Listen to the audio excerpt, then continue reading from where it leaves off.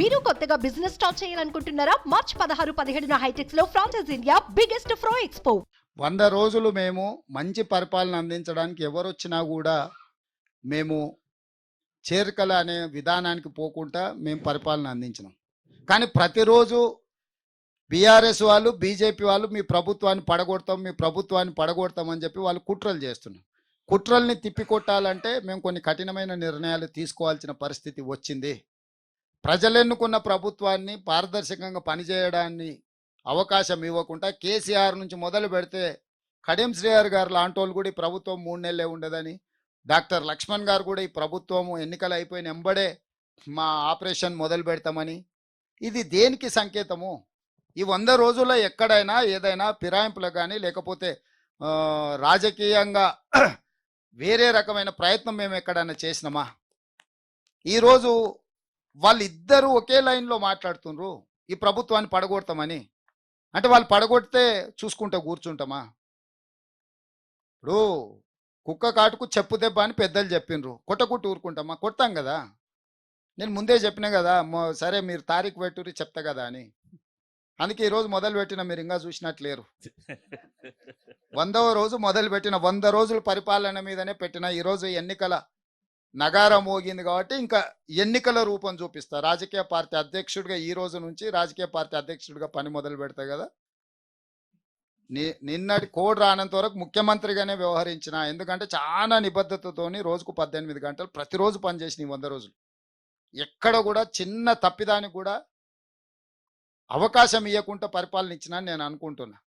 నిన్న 3 గంటలకు ఎన్నికల ప్రధాన అధికారి ఎన్నికల నగార ఊదిండు. ఈ 100వ రోజు రాజకీయపరమైన నిర్ణయం తీసుకున్నాం. మీకు ఇంకా అంటే పార్టీ ప్రెసిడెంట్కి ఆల్రెడీ యాక్టివిటీ మొదలు పెట్టినా, మీ దృష్టికి రానట్టుంది, 1 గంటలో మీ దృష్టికి వస్తుంది. నెక్స్ట్ సార్, నా పేరు కొండ రాంబాబు, సూర్య రిపోర్టర్ని సార్ నేను. అయితే ఇప్పుడు ఉద్యోగాలు ఇచ్చారు కదా సార్, మీరు బీఆర్ఎస్ వాళ్ళు ఏమంటారు అంటే, మేము వేసిన నోటిఫికేషన్లకి రేవంత్ రెడ్డి ఉద్యోగాలు ఇచ్చిండు, కొత్తగా ఇచ్చింది ఏం లేదని చెప్పేసి అంటున్నాడు. ఇంకోటి ఏంటంటే గ్రూప్ 1 మన రాష్ట్రంలో పడక 13 సంవత్సరాలు అవుతుంది సార్, 2 సార్లు క్యాన్సిల్ అయింది. సో అప్పటి నుంచి చదువుతున్నటువంటి వాళ్ళు ఉన్నారు, వాళ్ళందరూ ఇప్పుడు ఏజ్ బార్ 50 అబోవ్ అయింది. వాళ్ళందరూ డ్రీమ్ అదేగా చదువుతారు ఇప్పటికి కూడా. వాళ్ళు ఏమంటారు అంటే 46 కాదు, ఈ ఒక్క నోటిఫికేషన్కి 51 ఇస్తే మేము తెచ్చినాం కాబట్టి నిరుద్యోగులు పోరాడి కాంగ్రెస్ ప్రభుత్వాన్ని అధికారంలో తెచ్చినాం, ఈ ఒక్క సహాయం చేస్తే నెక్స్ట్ టైం మళ్ళీ యాజ్ యూజువల్ పెట్టుకోవచ్చు అని అంటారు. దాని మీద మీరు 10 ఏండ్ల నుంచి వాళ్ళు మేము అన్ని చేసినాం కానీ నియామకాలు చేపట్టలేదు అని చెప్పడం అంటే భావదారిద్ర్యం ఎట్లుందో అర్థం చేసుకోండి. వాళ్ళకి సోయే లేదు వీళ్ళకి ఉద్యోగాలు ఇవ్వాలని. ఓడిపోయిన వినోద్ రావుకి ఎట్లా ఉద్యోగం ఇవ్వాలి, బండకేసి కొట్టిన కవితమ్మని ఎట్లా కుర్చీలో కూర్చోబెట్టాలి, మంత్రి పదవి ఇవ్వకపోతే హరీష్ రావు గారు 6 నెలలని అన్నీ అయిపోయినట్టు డీలా పడిపోయి మంత్రి పదవి ఇచ్చే వరకు మామింటి చుట్టూత కాళ్ళు పట్టుకొని మంత్రి పదవి తెచ్చుకొని, వాళ్ళు 1 నిమిషం కూడా తెలంగాణ రాష్ట్రం వస్తే కనీసం 1 గంట కూడా ఆలస్యం చేయలేదు. జూన్ 2, 2014 వస్తే కుటుంబం అంతా పొలోమనూరికి ప్రమాణ స్వీకారం చేశారు. 10 ఏండ్ల నుంచి మీరు ఎందుకు చేయలేదు ఈ నియామకాలు? నియామకం అనేది చిన్న పని కదా, మాకు ఆ చిన్న పని కూడా చేయలేదు కదా.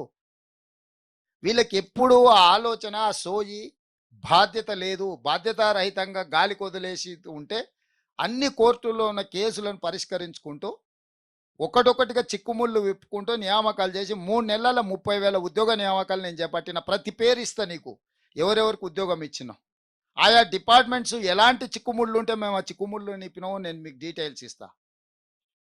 సో ఈ ప్రభుత్వం అనేది నిరంతర ప్రక్రియ. వాళ్ళే చెప్తారు పబ్లిక్ సర్వీస్ కమిషన్ల పేపర్లు అమ్ముడుపోయినాయి అంటే అది స్వతంత్ర సంస్థ, మాకేం సంబంధం అని. మరి స్వతంత్ర సంస్థ పనిచేసి ఎగ్జామ్స్ కండక్ట్ చేసి మొత్తం అన్ని రిక్రూట్మెంట్ బోర్డులు తీసుకున్న నిర్ణయాలు వీళ్ళకి ఎట్లా అప్లై అవుతాయి? పేపర్లు అమ్ముకున్నప్పుడేమో, పచ్చిగా దొరికినప్పుడేమో అవి స్వతంత్ర సంస్థలు, నియామక సంస్థలు, ప్రభుత్వానికి ఏం సంబంధం? బాబామర్దులు ఇదే చెప్పారు కదా. మళ్ళీ ఇప్పుడు ఆ స్వతంత్ర సంస్థలు పనిచేసి నియామకాలు చెప్పడితే మళ్ళీ బాబామర్దులు అవి మేమే చేసినాం రేవంత్ రెడ్డి మేము వండున్నాం, ఆయన వచ్చి తెడు దిప్పుతుండే అంటాడు. అందుకే నేను చెప్పినా కదా, బయట దూడ లెక్క పెరిగితే కాదా దూడకున్న బుద్ధి ఉండాలని. నెక్స్ట్ గ్రూప్ 1లో 44 నుంచి 46 ఏండ్లకు చేసినాము. అన్ని సంప్రదించి అన్ని రకమైన ఆలోచనలు తీసుకొని పరిగణలోకి తీసుకొని, గతంలో 40 లాస్ట్ నోటిఫికేషన్ ఇచ్చినప్పుడు 44 ఏళ్లతో ఇచ్చిందాన్ని ఈ 2 ఏళ్ళు వీళ్ళకి వేస్ట్ అవుతుందని 46 ఏళ్ళకి ఇచ్చి ఖాళీ పోస్టులను కూడా అందులో కలిపి గ్రూప్ 1 నోటిఫికేషన్ ఇచ్చినాము. సో ప్రభుత్వ పరంగా నిర్ణయం తీసుకున్నాం, నోటిఫికేషన్ ఇచ్చినాం, ఆల్రెడీ అప్లికేషన్స్ లాస్ట్ డేట్ కూడా అయిపోయింది. కాబట్టి ఇంకా ప్రిపేర్ అయ్యి ఎగ్జామ్స్ రాసుకునే దాని మీద ధ్యాస పెట్టాల్సిందిగా నిరుద్యోగ యువకులకు సూచన చేస్తున్నాను. సుమన్ టీవీలో మీ పర్సనల్ అండ్ బిజినెస్ ప్రమోషన్స్ కోసం కింది నెంబర్కి కాంటాక్ట్ చేయండి.